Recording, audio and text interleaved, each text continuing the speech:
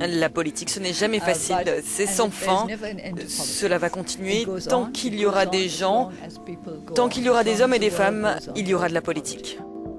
Ce sont les forces spéciales de police qui sont derrière les déclarations radicales lors des prêches du moine extrémiste Ashtin Viratu. Après les élections, nous verrons quel gouvernement sortira des urnes. La Birmanie est une destination à risque, mais c'est aussi une destination avec un fort potentiel. Nous avons vu récemment qu'ils ont essayé d'augmenter le prix de l'électricité. Les citoyens sont descendus dans les rues, le gouvernement a donc été obligé de revenir sur ses annonces. Depuis la dissolution de la junte militaire qui a dirigé le pays d'une main de fer pendant près d'un demi-siècle, un vent d'ouverture souffle sur la Birmanie, explique notre envoyé spécial. Mais le pays est-il pour autant à l'abri d'une nouvelle vague de répression, comme celle qui a jeté Aung San Suu Kyi et des milliers d'activistes politiques en prison? La Birmanie, avec plus d'une centaine de minorités ethniques, a toujours été en proie aux violences intercommunautaires, mais depuis 2 ans, ce sont les musulmans qui sont visés principalement. Les affrontements entre musulmans et bouddhistes ont fait plus de 200 morts et 150 000 déplacés. Ce moine qui dirige un orphelinat a participé à la révolution de Safran. Il a fait 15 ans de prison pendant la junte. Il dénonce une mascarade politique.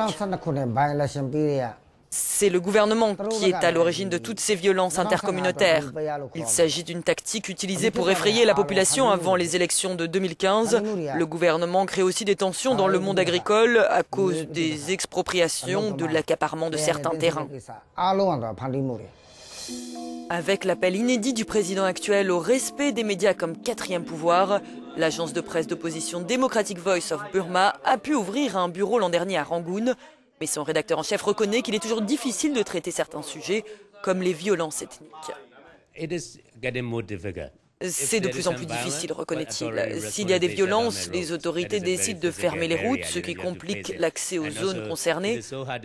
Il est aussi difficile d'atteindre ces minorités marginalisées qui vivent dans des régions très éloignées. L'un de nos journalistes a été sévèrement molesté parce qu'il filmait des scènes de répression. Sa caméra a été saisie. Avant, ce média était basé à l'étranger et travaillait avec des journalistes clandestins. Le fait d'avoir maintenant un bureau dans le pays ne règle pas tout, c'est ce qu'explique ce producteur. Nous allons avoir de sérieuses difficultés pour couvrir les élections de 2015. Il y a toujours des problèmes liés au transport public, aux moyens de télécommunication et aux mauvaises infrastructures. L'Europe veut aider le pays dans sa transition démocratique. La chef de la diplomatie européenne a fait le déplacement pour lancer un groupe de travail pour assister la Birmanie dans ses réformes. Tout le monde ici sait que nous travaillons à améliorer la vie économique du pays. Nous voulons créer de véritables opportunités, des emplois. Nous voulons un partenariat qui soit bénéfique aux 2 parties. C'est l'une des thématiques qui a été abordée ici.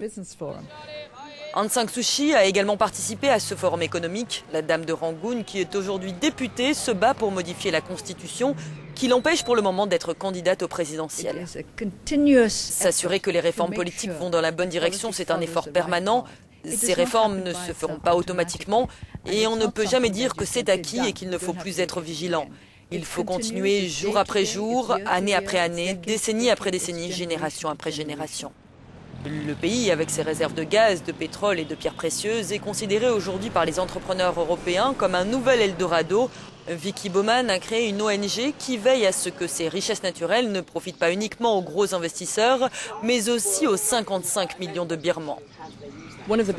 L'un des principaux défis que nous voyons pour les investisseurs, c'est le fait de connaître l'origine du terrain sur lequel ils s'installent, qui en est le propriétaire, s'il a été saisi auparavant, s'ils doivent gérer un projet où des agriculteurs ont été expulsés de leurs terres. Les investisseurs doivent s'assurer que ces habitants ont été indemnisés et ont été traités selon les normes internationales. Et à l'heure actuelle, ce n'est pas le cas dans ce pays.